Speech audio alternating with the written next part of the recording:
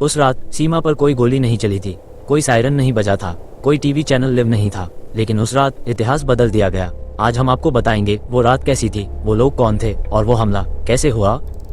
18 सितंबर 2016 सुबह का समय। कैंप में रोज की तरह हलचल थी। तभी आग, धुआं और चीखें। 19 भारतीय जवान उस सुबह वापस नहीं लौटे। देश स्तब्ध था, लेकिन सीमा के उस पार दुश्मन को लग रहा था हर बार की तरह भारत चुप रहेगा।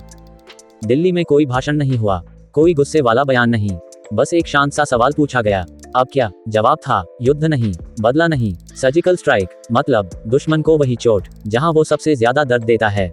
इस मिशन के लिए चुने गए कुछ ऐसे लोग जो पहचान नहीं चाहते। ये वो लोग थे जो अंधेरे में चलना जानते हैं, बिना आवाज लड़ना जानते हैं और बिना श्रेय लौट आना जानते हैं।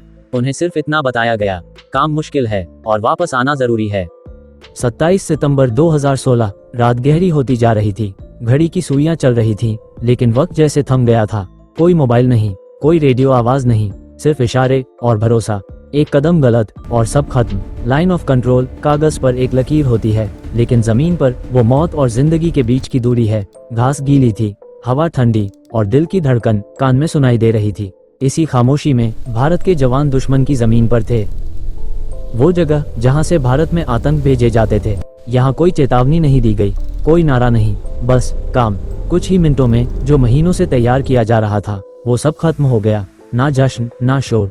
काम पूरा होते ही वापसी शुरू हुई। सूरज निकलने से पहले सब कुछ खत्म हो जाना था, और जब सुबह हुई सीमा के इस पार सब शांत था।